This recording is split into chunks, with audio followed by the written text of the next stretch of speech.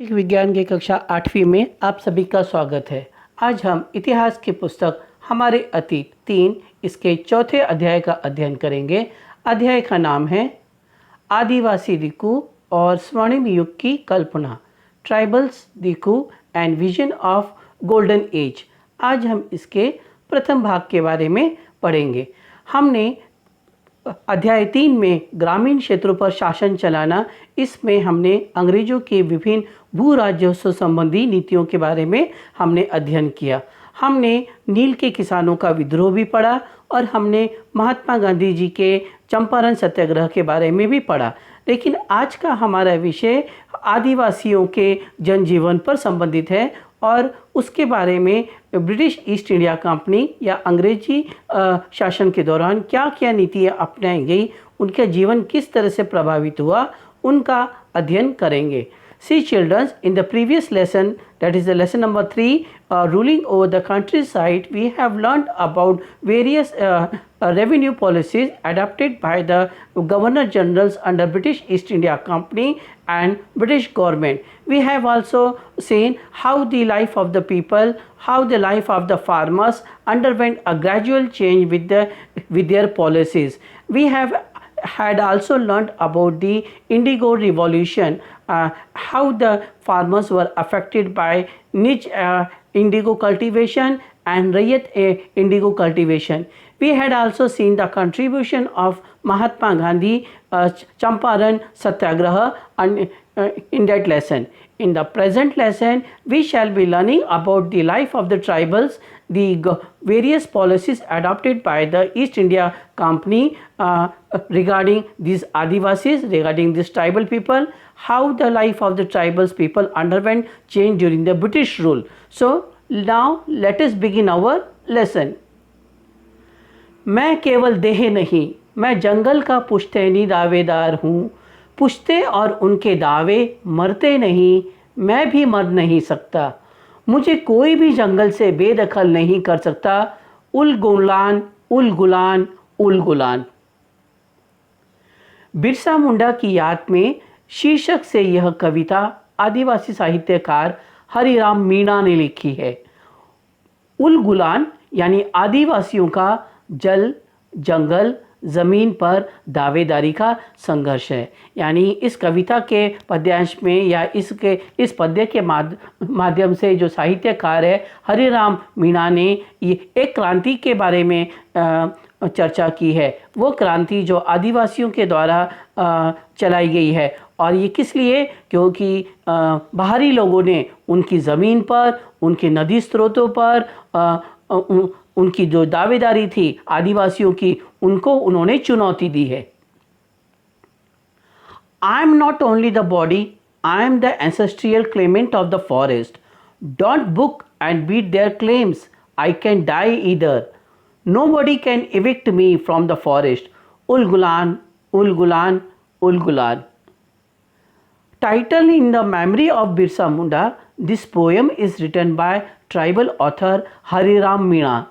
Ul Gulan means the struggle of the tribal to claim on water, forest and land. See, the merchants came to this forest reserve and the areas where the tribals were living for a century long. They drove out these tribals from their native land and they enslaved these tribals and exploited these tribals by every means. So this poem depicts the revolution which was started by this tribal to get their rights back and to draw out the merchants and the British East India Company back from this land. आदिवासी किन्हें कहते हैं? Who are tribals और आदिवासी? आदिवासी aboriginal शब्द का प्रयोग किसी भौगोलिक क्षेत्र के उन निवासियों के लिए किया जाता है जिनका उस भौगोलिक क्षेत्र से ज्ञात इतिहास में सबसे पुराना संबंध रहा हो। वे छोटे छोटे कबीलों में रहते थे। ज़्यादातर कबीलों की रीति रिवाज और रस्में ब्राह्मणों द्वारा निर्धारित रीति रिवाज और रस्मों से बहुत अलग थी। इन समाजों में वर्णाधारित सामाजिक भेदभाव भी नहीं थे जो जाति आधारित समाजों में दिखाई देते हैं। एक कबीले के सारे लोग कुटुंब में बंधे होते थे। यानी आदिवासी किन्हें कहेंगे? जो ब्राह्मणों के द्वारा प्रस्तावित रीति रिवाजों को नहीं मानते, जो समाज से अलग थलग रहते हैं, उनका एक निश्चित भौगोलिक परिवेश होते हैं, वो आत्मनिर्भर रहते हैं और उनके समाज में कोई ऊंच नीच नहीं होती, कोई वर्ण आधारित भेदभाव नहीं होता जैसे हमारे हिंदू समाज में है, ब्राह्मण वैश्य क्षत्रिय शूद्र, ऐसा उनमें कोई भेदभाव नहीं होता था। तो ऐसे लोगों को हम क्या कहते थे? आदिवासी।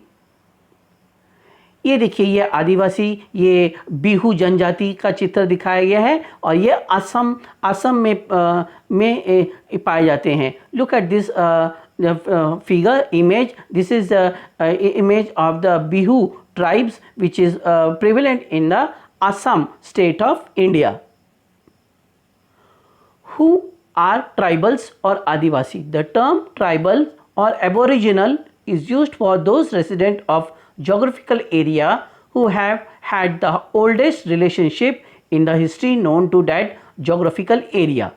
These lived in small tribes.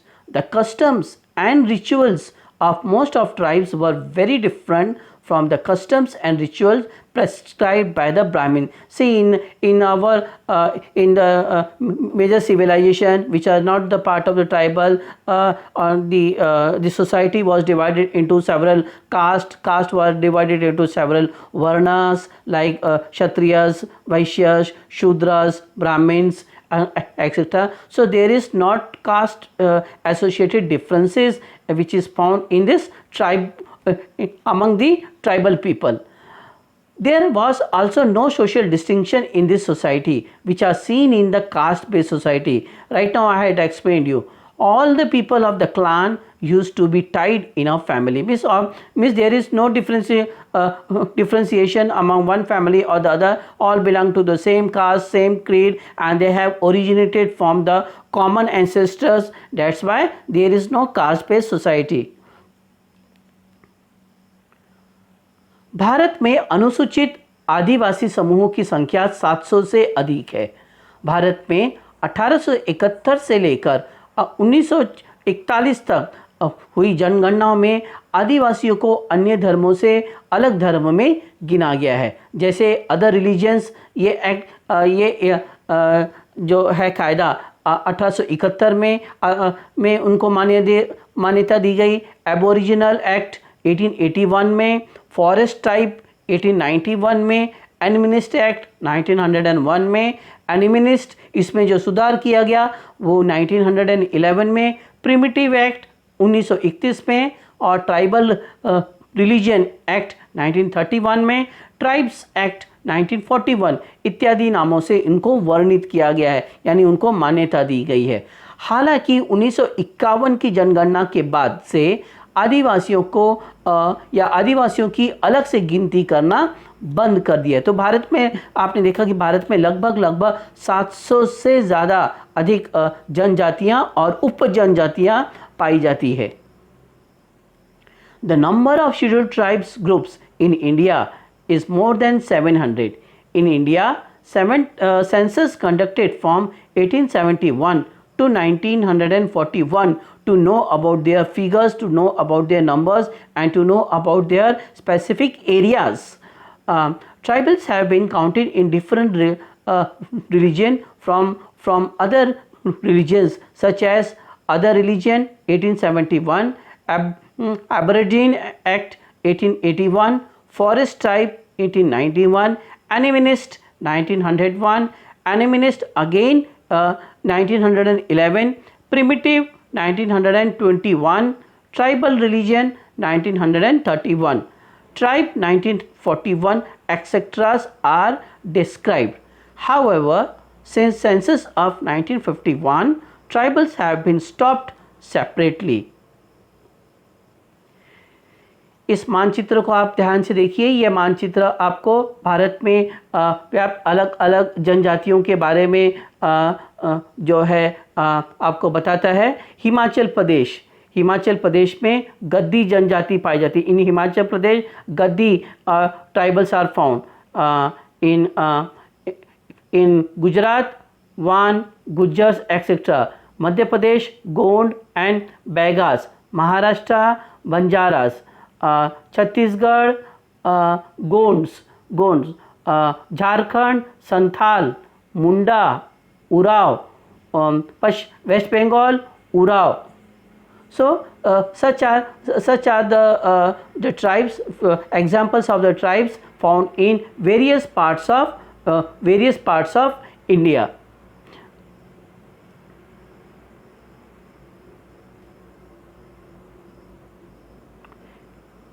ये एक मानचित्र आप दोबारा देखिए. इस मानचित्र में आपको छत्तीसगढ़ झारखंड में कुछ जनजातीय समुदायों के बारे में दर्शाता है. जैसे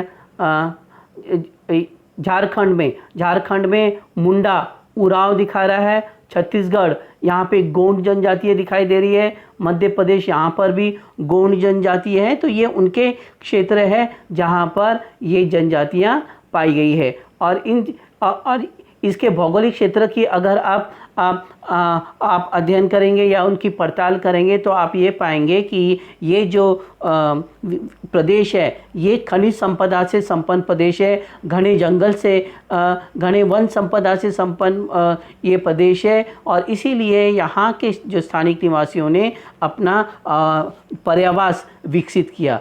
If you closely observe the map, you will find the pattern of the settlement of these tribal people. These tribal people have settled down over those places which were very rich in very minerals, some fossil minerals, some metallic minerals, and they are the areas of the dense forest cover.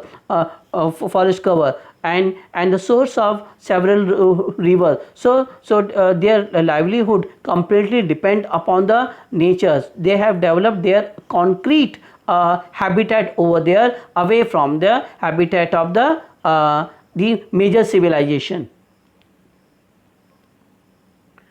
डीकू, हमने आदिवासी की परिभाषा पढ़ी. अभी हम बात करते हैं डीकू के बारे में. आदिवासी अंग्रेजों, साहूकारों और व्यापारियों को डीकू मानते थे.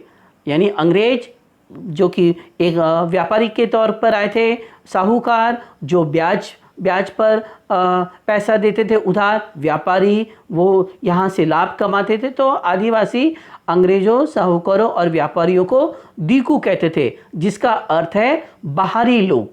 वे मानते थे कि डीकू उनके सभी दुखों के लिए जिम्मेदार थे. और इनके प्रति उनका गुस्सा लाजमी था. गुस्से के क्या क्या कारण थे आदिवासियों के इन डीकुओं के प्रति? आदिवासी स्थानांतरित खेती करते थे, लेकिन अंग्रेजों ने उन्हें एक स्थान पर टिककर खेती करने के लिए मजबूर किया. ये पहली बात. उनकी ज़मीनें छीन ली, उनकी ज़मीनों पर अब अपना कब्जा कर लिया और उनको व्यापारिक हितों के लिए इस्तेमाल करने लगे. इसीलिए ये एक गुस्से का कारण था. व्यापारी और साहूकार जंगलों में से वनोपज खरीदने के लिए आए थे. उन्हें ब्याज दर पर ऋण लेने का लालच दिया करते थे. और एक बार कर्ज के जाल में ये जो डीकू फंस जाते थे, फिर आदिवासियों का वो भरपूर शोषण करते थे. ब्रिटिश शासन के अंतर्गत आदिवासी प्रमुखों ने उस अधिकार को भी खो दिया जो उन्होंने पहले अपने लोगों के बीच जिसका आनंद लिया था या जिसको भोगा था. और अपने पारंपरिक कार्यों को पूरा करने में वो अब असमर्थ हो गए, क्योंकि ये बाहरी लोग आ गए. आदिवासियों को उनकी भूमि से हटा दिया गया. उन्हें अन्य आजीविका के विकल्पों की इसीलिए उनको तलाश करनी पड़ी. तो ये कारण थे. तो डीकू का मतलब क्या है? बाहरी लोग. बाहरी लोग कौन थे?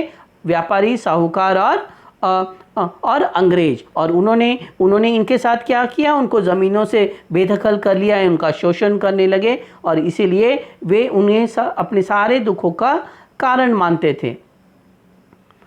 Dikus. The tribal considered the British moneylenders and traders as Diku, which means outsider. They believed that Dikus were responsible for all their miseries. So Dikus were outsider. And who were outsider? The British East Indian Company officials, moneylenders and the trader. They used to harass, exploit these innocent people by every means. That's why these tribal consider them the main cause of all their misery. Reasons for their anger against the Diku. The tribals practiced shifting cultivation, but the British forced them to settle down and become the peasant cultivators. The traders and the moneylenders came into the forest to buy forest produce and lured them to take loans at higher interest. The tribals, once caught into the debt trap, remained indebted throughout their lives and prone to the exploitative policies by these Dikus. Under the British rule, the tribal chief lost the authority that they had earlier enjoyed among their people and were unable to fulfill their traditional function. The tribals were evacuated from their lands and they had to look for the other livelihood option. Since these Dikus have snatched away all their belongings, have exercised absolute control over the properties of Dikus. Their social life and their economic life was shattered due to the advent of these merchants, these outsider. That's why they consider them as a curse. Birsa Munda ये देखिए, ये एक क्रांतिकारी था जिन्होंने आदिवासियों के विद्रोह का नेतृत्व किया.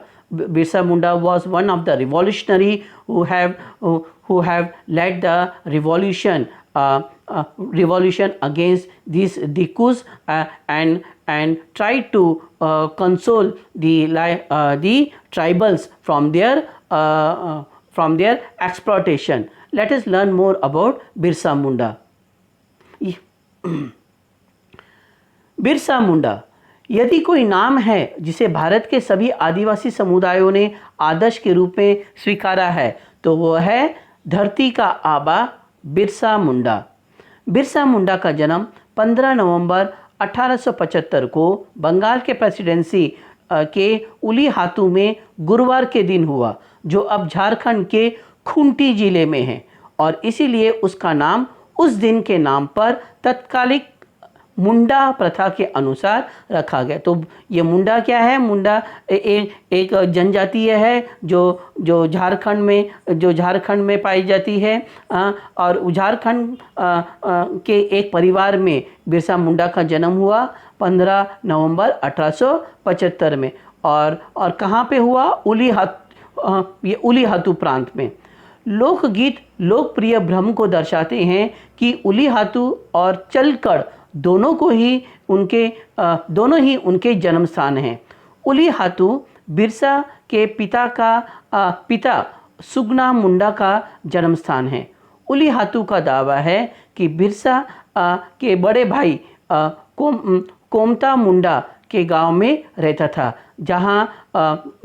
जहां उसका घर अब भी जर्जर हालत में मौजूद है. तो ये बिरसा मुंडा जिन्होंने ये आदिवासियों का नेतृत्व किया, आदिवासियों की क्रांति का एक प्रेरणा स्रोत बना, उसके जन्म के बारे में है. Birsa Munda. If there is any name which is accepted by tribal community of India as ideal, then it is Dharti Aba Birsa Munda. Birsa Munda was one of the revolutionaries born in Jharkhand state of India at Ulihatu on 15th November 1875. So let us learn more about him. Birsa Munda was born on 15th November 1875 at Ulihatu in Bengal Presidency, now in Kunti district of Jharkhand, on a Thursday, hence named after that day. According to the then prevalent Munda custom, the folk song reflect confusion and refer to both Ulihatu and Chalkar as his birthplace. Ulihatu was the birthplace of Sugana Munda, father of Birsa. The claim of Ulihatu rests on Birsa's elder brother Komta Munda, living in the village where his house still exists, albeit in dilapidated condition. Birsa Munda को लोग क्यों मानते थे? क्योंकि लोग मानते थे कि उसके पास बहुत सारी चमत्कारिक शक्तियाँ हुआ करती थी. आइए हम जानते हैं क्या क्या चमत्कारिक शक्तियाँ थी. जैसे हमने अभी पढ़ा, बिरसा मुंडा का जन्म मुंडा परिवार में हुआ। मुंडा क्या है? एक प्रकार की जनजाति है। वो जनजाति कहाँ पाई जाती है? झारखंड में। तो देखिए उनके पास कौन कौन सी चमत्कारिक शक्तियाँ थी। सबसे पहली शक्ति, वो सारी बीमारियां दूर कर सकता था। मुंडा को लोग क्यों मानते थे? क्योंकि वो लोग मानते थे कि उसके पास चमत्कारिक शक्ति है कि वो सारी बीमारियां दूर कर सकता है। दूसरा, अनाज की छोटी सी ढेरी को कई गुना बढ़ा देता था। तीसरा, बिरसा ने खुद ऐलान किया कि उसे भगवान ने लोगों की रक्षा और उनको दिकुओं की गुलामी से आज़ाद कराने के लिए भेजा है। तो ये उसके पास तीन चमत्कारिक शक्तियाँ थी या तीन, और इन तीन कारणों से लोग बिरसा मुंडा को बहुत मानते थे।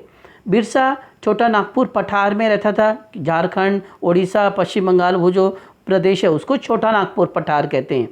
बिरसा के समर्थकों में अन्य आदिवासी जैसे संथाल और उराव भी शामिल थे। ये सभी आसपास आ रहे बदलाव और अंग्रेजी शासन के कारण पैदा हो रही समस्याओं से बेचैन थे। बेचैन थे। यदि एक कोई नाम है जिसे भारत के सभी आदिवासी समुदायों ने आदर्श और प्रेरणा के रूप में स्वीकारा है, वो है धरती का आबा बिरसा मुंडा। ब्रिटिश राज जमींदार दिकुओं के खिलाफ बिरसा के विद्रोह ने स्वायत्तता और स्वशासन की मांग की। बिरसा मुंडा के संघर्ष के फलस्वरूप ही छोटा नागपुर टेनेंसी एक्ट 1908 इस क्षेत्र में लागू हुआ, जो आज तक कायम है। यह एक्ट आदिवासी ज़मीन को गैर आदिवासी में हस्तांतरित करने में प्रतिबंध लगाता है, साथ ही आदिवासियों के मूल अधिकारों की रक्षा करता है। जून 9 को भगवान बिरसा मुंडा की 117वीं पुण्यतिथि पर यह लेख उनके इतिहास के बारे में चर्चा करने का प्रयास करता है। बिरसा का जन्म 1875 में रांची जिले के उलिहातू नामक स्थान में 15 नवंबर 1875 को हुआ। बिरसा मुंडा समाज से थे, जो कि भारत की सबसे बड़ी जनजातियों में से एक है। बिरसा के पिता सुगना मुंडा किसान थे। उनका बचपन गरीबी अभाव में बीता। इस कारण वो अपने चाचा के साथ आयुभट्ट गांव में पले बढ़े। बिरसा ने प्रारंभिक शिक्षा सलगा में स्थित जयपाल नाग द्वारा चलाए जा रहे स्कूल से की। पढ़ाई में तेज होने के कारण जयपाल नाग ने उन्हें German Lutheran mission school Chaibasa में डालने की सिफारिश की। इसी समय उनका ईसाई धर्म में परिवर्तन हुआ और उन्हें बिरसा डेविड नाम मिला, जो बाद में बिरसा दौद पूर्ति के नाम से जाने लगे। कुछ वर्ष पढ़ाई करने के बाद उन्होंने जर्मन मिशन स्कूल छोड़ दिया। ईसाई धर्म त्यागने के बाद बिरसा ने सांस्कृतिक लोकाचार बनाए रखने और बोंगा मतलब उनके पुराने देवी देवता की पूजा पर जोर दिया। यानी उनको मिशनरियों से ये क्रोध बढ़ा। लोगों में बढ़ रहे असंतोष ने आदिवासी रीति रिवाज और प्रयासों को भी प्रभावित किया, जिसे मूल मानकर बिरसा ने आंदोलन की शुरुआत की और इसके लिए एक नए पंथ की शुरुआत की, जिसका मूल उद्देश्य दिकुओं, जमींदारों और अंग्रेजी शासन को चुनौती देना था। इस पंथ को बिरसाइट के नाम से भी जाना जाता है। उन्होंने खुद को देवता भगवान घोषित किया और लोगों को उनका खोया राज्य लौटाने का आश्वासन दिया। साथ ही ये घोषणा की कि मुंडा राज का शासन शुरू हो गया है। बिरसा एक प्रभावशाली व्यक्तित्व के थे। हालांकि उनका अनुसरण छोटा था, वो बहुत ही संगठित था। साथ ही मुंडा समाज में उनके प्रभाव असाधारण था। स्थानीय अधिकारी बिरसा के अनुयायियों को दंडित करते थे और उन पर अत्याचार बढ़ने लगा। इन कारणों से बिरसा के अनुयायियों ने अंग्रेज़ों और ज़मींदारों के खिलाफ हथियार उठाने का निश्चय किया। बिरसा एक दूरदर्शी था, जिनका इतिहास आने वाले समय में आज़ादी और स्वायत्तता की कहानी के रूप में जाना जाएगा। ब्रिटिश सरकार के दौरान गैर आदिवासी दीकू आदिवासियों की ज़मीन हड़प रहे थे और आदिवासियों को खुद की ज़मीन पर बेगारी करने पर मजबूर होना पड़ रहा था। 1895 के दौरान अकाल की स्थिति में उन्होंने बकाया वन राशि को लेकर अपना पहला आंदोलन शुरू किया। अपने 25 साल के छोटे जीवन में बिरसा ने न सिर्फ आदिवासी चेतना को जागृत किया, बल्कि सभी आदिवासियों को एक छत के नीचे लाने में के नीचे एकजुट करने में काबिल हुए। मुंडा समाज को ऐसे ही मसीहा का इंतजार था। उनकी महानता और उपलब्धि के कारण सभी उन्हें धरती आबा यानी धरती के पिता के नाम से जानते थे। लोगों का यह भी मानना था कि बिरसा के पास अद्भुत शक्तियां हैं, जैसे हमने अभी पहले जिक्र किया, जिनसे वे लोगों की परेशानियों का समाधान कर सकते थे। अपनी बीमारियों के निवारण के लिए मुंडा, उराव, खरिया समाज के लोग बिरसा के दर्शन के लिए चलक्कड़ आने लगे।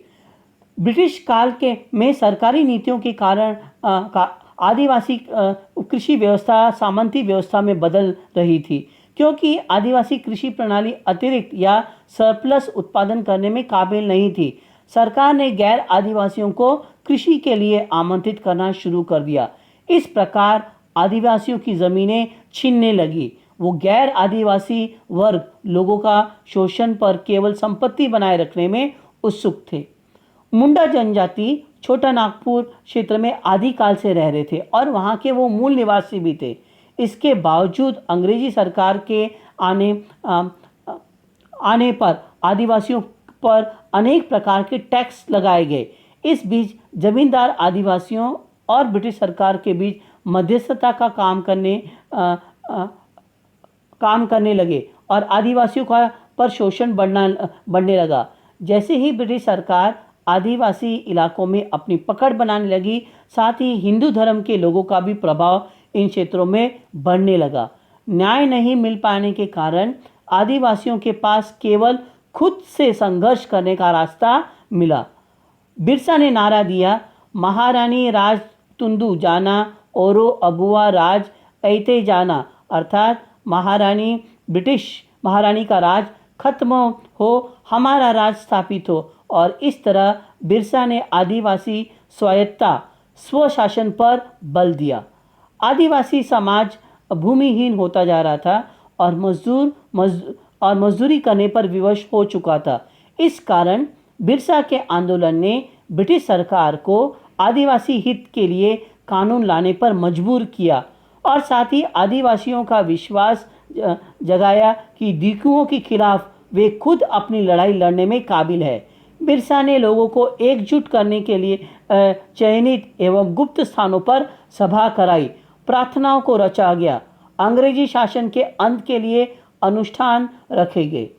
बिरसा के विद्रोह को रोकने के लिए ब्रिटिश सरकार ने उनकी गिरफ्तारी के लिए 500 रुपये का इनाम भी घोषित किया।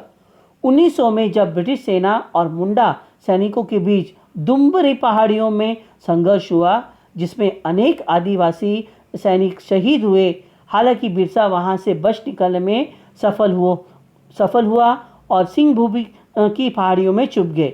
मार्च 3, 1900 में बिरसा जंपोकोई जंगल चक्रधरपुर में ठहरे हुए थे, जहां पर उनको सोते हुए गिरफ्तार कर लिया और इस घटना में 460 दूसरे आदिवासियों को भी गिरफ्तार कर लिया और इस प्रकार से उनको मौत की सज़ा सुनाई गई। तो इस तरह से बिरसा मुंडा ने देखा आपने कि किस प्रकार से आदिवासियों को संगठित किया और उनको ब्रिटिश शासन के खिलाफ एक विद्रोह करने पर प्रेरित किया और किस तरह से अपनी संपत्ति वापस लाने में उन्होंने संघर्ष किया, जिसके फलस्वरूप 1908 में सरकार को वन अधिनियम कानून लाना पड़ा, जनजातीय वन कानून। Birsa Munda have miraculous power. Birsa was born into a Munda family. People used to say that they had miraculous power. Why they had miraculous power? Because of three reasons. He could cure all the diseases. He could multiply the stack of small grains several times. Birsa himself has announced that God has sent him to protect the people and to free them from the slavery of bandits. Birsa lived in the Chota Nagpur plateau. Birsa's supporters included other tribal such as Santhal and Urao, and they all helped Birsa Munda in their motive. All these changes coming around were disturbed by the problem arising due to the British rule. There is one name which all the tribal community of India have accepted as an ideal inspiration. Then it is Dharti Aba Birsa Munda. The revolt of Birsa against the British Raj Zamindars Diku demanded autonomy and self-government for the tribals. The Chota Nagpur Tenancy Act CNT 1908 came into force in the region only due to the struggle of Birsa Munda, which continues till today.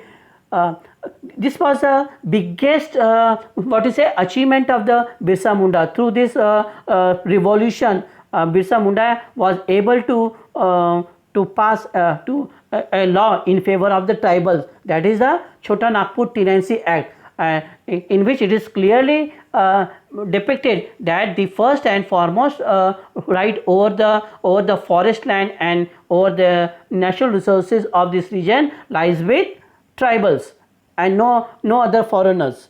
So this act prohibited the transfer of land, transfer of tribal land to non-tribals, and at the time protects the fundamental rights of the tribal. On June 7, this article on Lord Birsa's 117th death anniversary will try to discuss his life history. Birsa was born on 15th November 1875 in 1807 in a place called Ulithanu in Ranchi district that lies in Jharkhand. Birsa belonged to Munda society, which is one of the largest tribe of India. Birsa's father Sugna Munda was a farmer and his childhood was spent in poverty.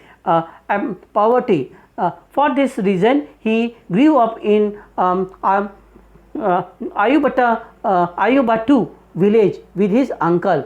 Birsa did his early education from the school run by Jaipal Nag in Salga. Being fast in studies, Jaipal Nag recommended him to be put in the German Lutheran mission school Chaibasa.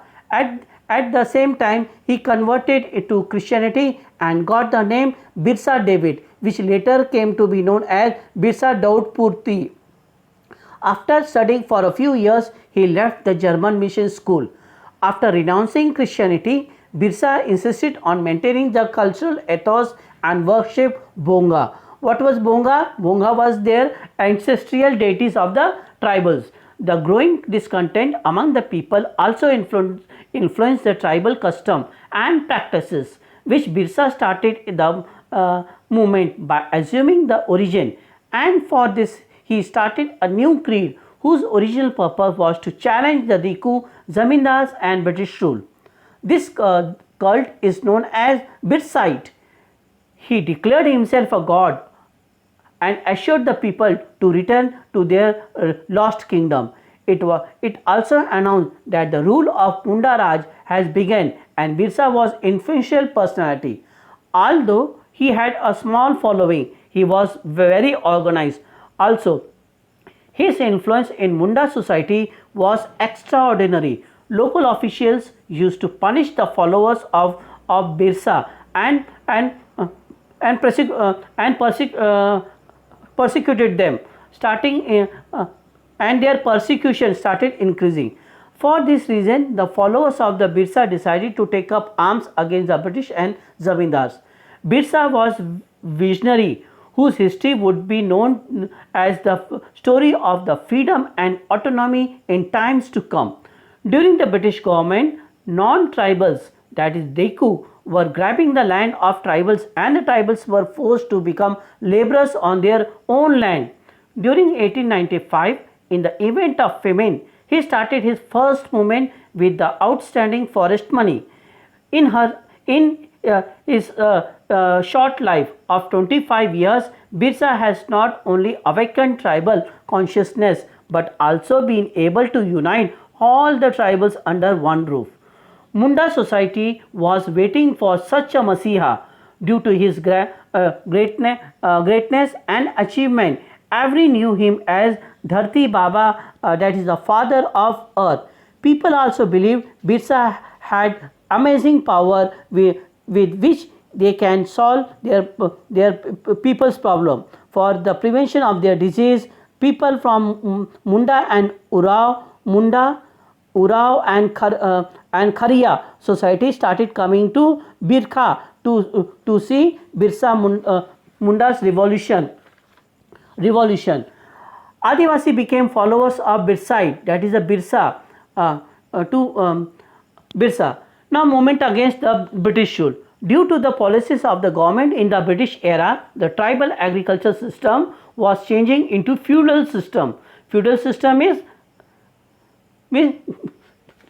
there are people who do not perform any agricultural activity, but they were in charge of the several lakh hectares of the land, and they used to employ a bonded laborer to work upon their field, and they charge several kind of the taxes from the farmer.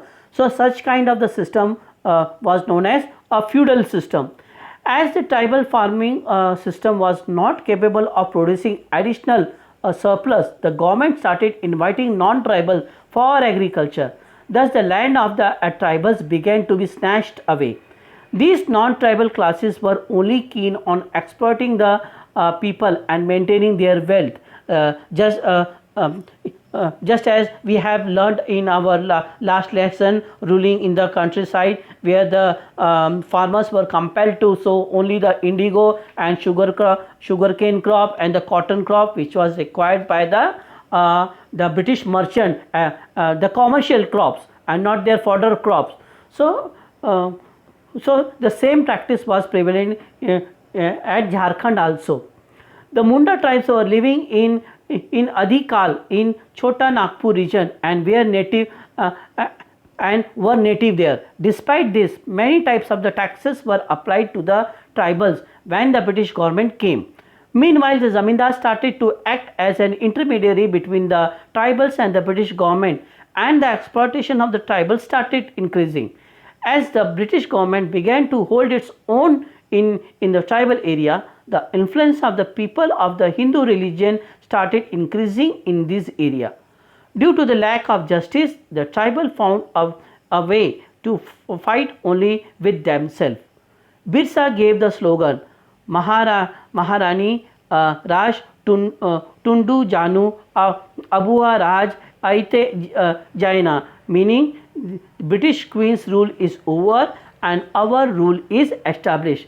In this way, Birsa emphasized on tribal autonomy, self-government. Just like we have seen that in 1908, Chhattisgarh Tenant Act was passed due to the contribution of the Birsa Munda. The tribal society was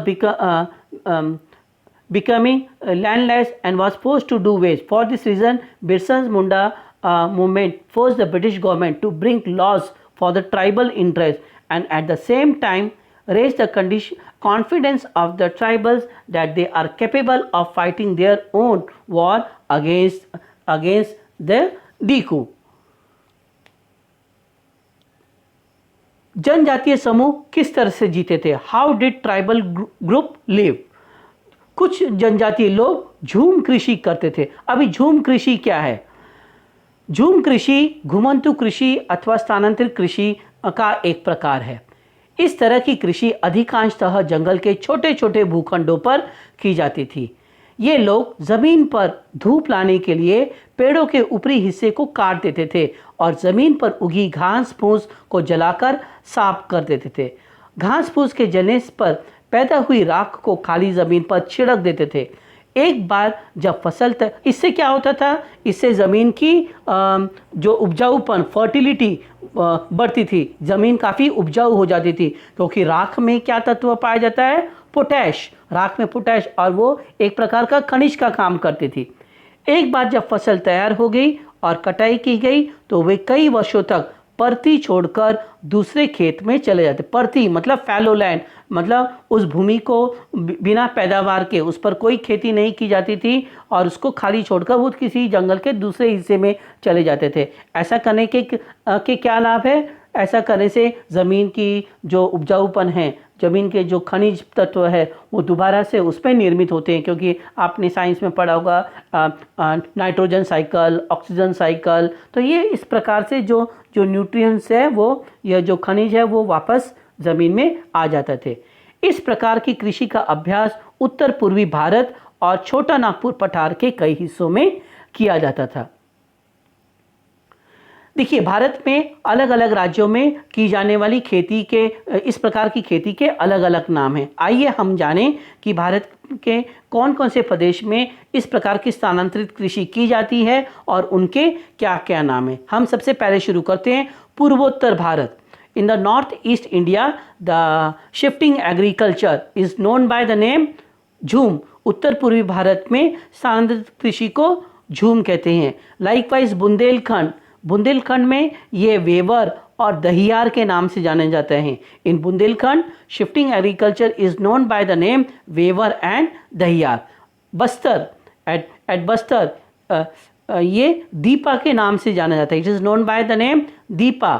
दक्षिणी राज्य में in the southern state it is known by Zara, Erka, Zara और एरका के नाम से जाना जाता है। दक्षिणी पूर्वी प्रदेश यानी ये हमारे मालाबार तट, मालाबार तट पर ये किस नाम से जाने जाते हैं? बत्रा। हाँ, इस स्थानांतरित कृषि को हम क्या कहते हैं? बत्रा। केरल में इसको कुमारी कहते हैं। In Kerala shifting agriculture is known by name Kumari. Andhra Pradesh में Podu, in at Andhra Pradesh shifting agriculture is known by the name Podu. At Orissa, यानी उड़ीसा में ये किस नाम से जाने जाते हैं? कामन और विंगा धावी, यानी कामन, विंगा और धावी के नाम से इस प्रकार की स्थानांतरित कृषि जानी जाती है। How did tribal group live?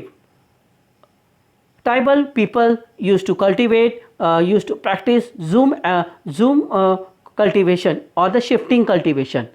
This type of agriculture is called shifting agriculture, and it is prevalent in the northeast region, eastern part of India. This type of agriculture is mostly practiced over small patches of land. The cultivators cut the tree tops to allow sunlight to reach the ground and burn the vegetation on the land to clear it for cultivation. They spread ash from the firing, which contains potash, to fertilize the soil. They scatter the seed instead of plowing the land and sowing, and this practice is known as spreading of the seed. Once the crop was ready, harvested, and they moved to the another field, leaving the land fallow. Fallow means barren or wilderness.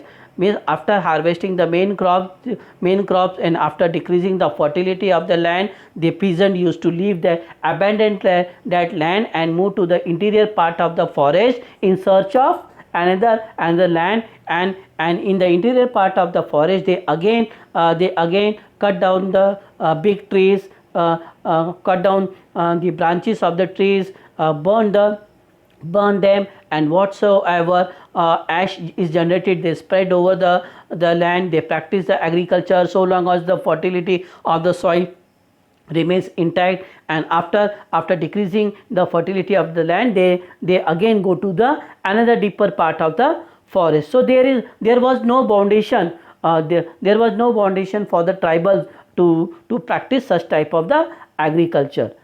Such type of the agriculture is practiced in northeast India and several part of Chota Nagpur plateau. But when the East India Company came, when this merchant came, they restricted these tribal people for doing the shifting agriculture, because they want to conserve the forest for their timber, and they want to conserve the forest for other valuable minerals, and also the conserve the forest for the sake of maintaining the biodiversity. So in the next part we shall be learning more things about the tribal.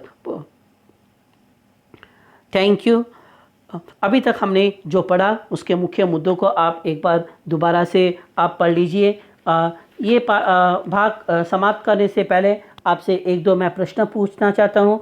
Birsa Munda का जन्म कब हुआ? बिरसा मुंडा का जन्म 15 नवंबर 1875 को हुआ। बिरसा मुंडा कौन था? बिरसा मुंडा एक आदिवासी नेता था। बिरसा मुंडा भारत के किस प्रांत में रहता था? उसका निवास भारत के किस प्रांत में था? उलिहातू और झारखंड।